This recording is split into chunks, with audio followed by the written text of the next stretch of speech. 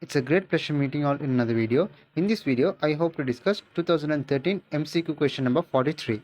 In simple, the question is which action will move the mass m towards p? As usual, before we go on to the question, let's go through a few examples related to this explanation. Now, we know when a body is accelerating, the particles within the system also tends to gain that acceleration. When they fail to gain that acceleration, there's a relative motion between the system and the particle, otherwise they'll keep themselves at rest. Now, to have an acceleration, according to Newton's second law, we know that an unbalanced force is required. So the particle within the system somehow utilizes the forces present on it to gain that unbalanced force. First, let's go through a well-known example. A pendulum is at rest. Now the system is accelerating. Now the pendulum also somehow has to gain the acceleration. So it requires an unbalanced force. How does the pendulum gain that unbalanced force? It inclines with the surface. Now this inclination will provide the required force. This is how it does. The vertical component supports the mg and the horizontal component provides the unbalanced force.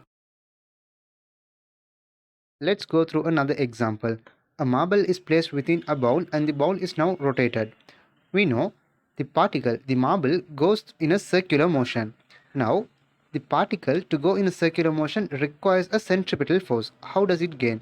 The R and the mg component as in figure 1 cannot provide the required force. To somehow gain the required centripetal force, it climbs up the plane.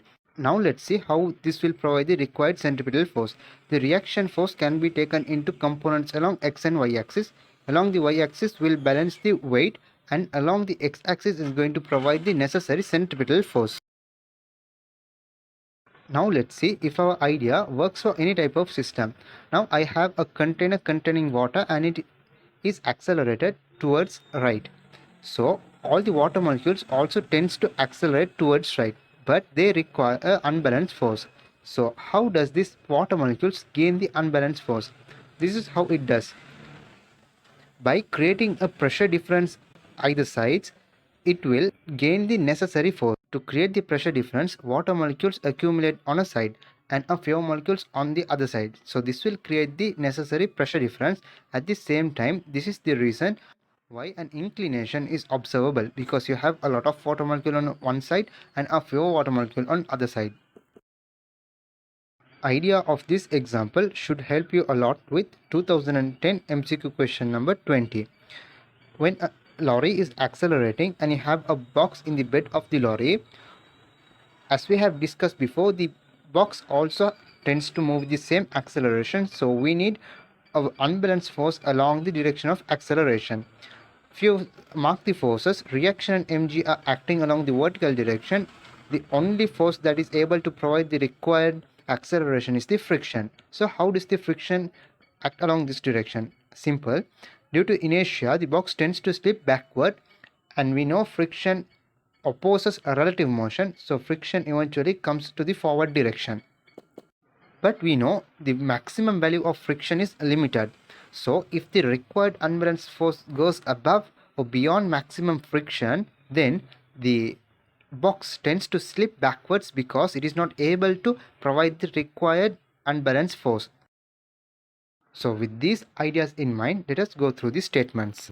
According to statement 1, we have an acceleration along PQ. So we know we need an unbalanced force along PQ to have an acceleration on the mass. So let's see how does this mass gain the unbalanced force. Now the mass will, when the mass extends the spring Q, these are the forces acting on it as I have marked. On the spring F1 to the left and on the mass F1 to the right. By compressing the spring that is attached to P, the mass will gain the following forces.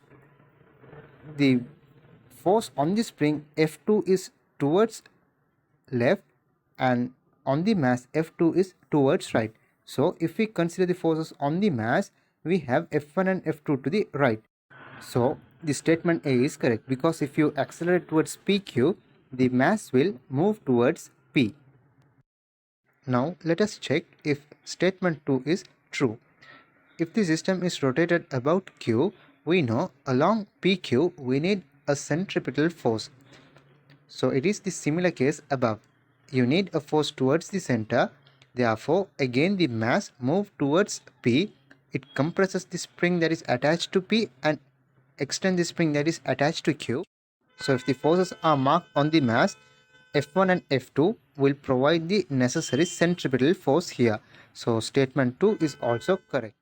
Now let's look at the final statement. If the system falls under gravity, the required acceleration is the gravitational acceleration g. So the weight mg is sufficient enough to provide the required unbalanced force. Thus there is no requirement for an external force. Therefore there is no extension or compression in the spring. Therefore statement 3 is wrong.